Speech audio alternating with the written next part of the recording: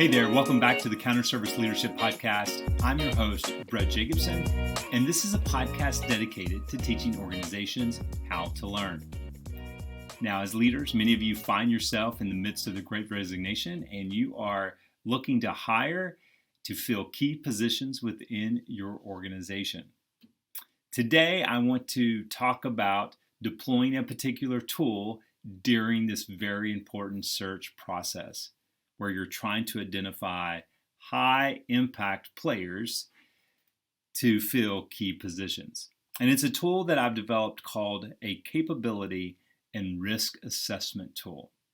So during the search process, I'd like you to think about utilizing the capability and risk assessment tool to guide your assessment of the capabilities and risk for each candidate. I think this is a different angle, a different approach, maybe a fresh one that could help you in this process. And as you're reviewing each candidate, portfolios, and conducting interviews, identify any leadership strengths, leadership potential, areas for growth, and gaps along the way. You're going to be able to analyze your findings, the risk, the capabilities for each candidate, and complete a feedback protocol around wonders, opportunities for impact, disrupt us, and what else. So that's a high-level overview of the tool itself. Well, let's begin to break this down. So in the CRA, in the capability and risk assessment tool, as you're in the search process, I want you to think about the leadership strengths. Now, this may seem something that you already do, but I think in advance is really to identify what are the leadership competencies and skills that are clearly identified and developed in many areas with demonstrated success and high performance in prior experiences. So what are your leadership competencies and skills that you're looking for? I think you should really take some time with your team to really identify what they are. And I think over time, these leadership competencies and skills should iterate. That will reflect a level of agility and iteration and flexibility over time to really meet the real-world context and the demands against that context that are required during that particular period of time. Or if you're observing drivers and signals in the world that could have an impact on your industry, it could require a different set of competencies and skills along the way. So go through the exercise with your team to really identify the competencies and skills. And then as you're through interviews, through portfolio analysis of your candidates, then you can clearly identify and see where these competencies have been developed with demonstrated success and high performance in prior experiences. I don't believe that these competencies and skills should be viewed as binary. Either you have it or you don't have it. I think that you need to look at a particular spectrum. And a competency is one that is a learning arc. There's a growth side to it. Now, it could be below expectations, approaching expectations, meeting or succeeding them. You can create your own spectrum or your own scale along a competency itself, but you should really identify the spectrum and not think about it as either you have it or you don't have it. This is going to give you more accurate data along the way. So really, in this capability and risk assessment, you're really thinking about what are those leadership strengths, the competencies and skills that have been demonstrated with great success and high performance based on prior experience. Now, the second one can be a little bit tricky, but I think so important in today's environment when you're trying to fill key positions with high impact players. And it's this idea of leadership potential. Now, these competencies or skills, they're not fully developed yet. kind of like the leadership strengths are. Those are more fully developed that you've observed based on prior experience. The leadership potential, these are competencies and skills that are not fully developed. So it's the same competencies that you've identified along the way that you need, that you feel are important to fill this particular role. And so you're identifying those that have been fully developed and then these that are not. However, there's a perception through curiosity, grit, insight, and or engagement, opportunities, coaching, and support would close the gap between potential and the leadership competencies needed. So again, in the interview process, through observation, think about curiosity, grit, insight, and or engagement, where opportunities, coaching, and support could close the gap between potential and leadership competencies needed. So you could have someone that is doing really well in terms of a candidate that you're searching for with a lot of leadership strengths and the competencies that you feel are needed to fill this particular role. But you may have also identified that there's very little potential for growth moving forward, demonstrated through curiosity, grit, insight, and or engagement.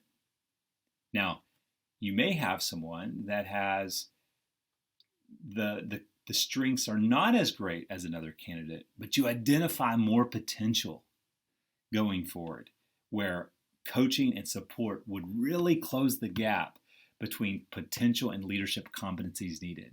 And this could have an exponential impact on building capacity within that leader and ultimately be transformative for your organization. So there have been many studies done that really talk about leadership strengths and leadership potential. And sometimes we just purely hire for leadership strengths. And yet, we may need to take another look when we're looking at candidates where the strengths may not be as high, but the potential is greater. This requires a more methodical, analytical, deliberate, taking your time approach when making this consideration. And this complexity in the process will put you in a better position for making the right decision based on the needs of your organization. So again, how to use this assessment, this capability and risk assessment. Again, look at the leadership strengths, those that are fully developed, leadership potential, those that are not fully developed but can be observed, and maybe through coaching and support could close that gap and actually have a greater impact. And then thirdly is really around the analysis around areas for growth for candidates that you're working with. These are competencies that are not fully developed. Training is insufficient, and or demonstrated experience remains a weakness without perceived curiosity, insight, and or engagement for improvement. So you're now moving to the other part of this of the spectrum. So in many ways, leadership potential is these are competencies that are not fully developed, but with coaching and support, they can close that gap. Areas for growth is that competencies with candidates you're observing, they're not fully developed, and training will be just insufficient in order to close that gap because you don't really perceive curiosity, grit, or insight. And then finally, gaps. This is just without prior training obtained or experience demonstrated. Competencies and skills are absent or not clearly identified. So really you have these 4 quadrants that you really want to take a look at. Competencies that are fully developed, competencies that are not fully developed, but through coaching can close the gap for the competencies needed. And then areas for growth, competencies that are not fully developed, but training is just not going to close the gap. And then gaps themselves in the 4th quadrant is They lack prior training and experience that's been demonstrated, and competencies or skills are just absent and are not clearly identified. So these 4 quadrants are particularly important when you're looking at the capability and the risk with each candidate that you're working with. So once you complete that analysis of leadership strengths, leadership potential, areas for growth, and gaps, then you really want to complete a feedback protocol that include wonders, opportunities for impact, what I would call disrupt us, and what else. So now that you've met the candidate and you've synthesized your feedback, then let's talk about wonders. What questions remain, positive or negative, but they're wonders about this candidate after you've gone through those 4 pieces around capability? You're really asking what remains, what questions remain, what complexities need to be addressed. And then finally, in the wonder section, what risk create curiosity about potential? Because when you, again, look at potential where they're not fully developed, but you know coaching could help, what is the risk quotient? So wonders in your feedback protocol. What questions remain, positive or negative? What complexities need to be addressed? And what risk create curiosity about potential? The next part of this feedback protocol is around this idea of opportunities for impact. The question becomes, what capabilities stand out about the candidate and what opportunities exist for direct impact? These are just very important questions that are not typically analyzed and feedback given during a search process. It takes a little bit more time, but it really reflects a thorough and thoughtful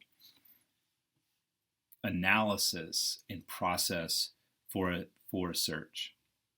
So wonders, opportunities for impact, and then what I would call is disrupt us. This is an important section. How will this candidate disrupt us? You know, remember in an earlier episode, we talked about what is your innovation intention, whether that's to optimize or transform or disrupt. How will this candidate disrupt us? In other words, challenge us positively or negatively.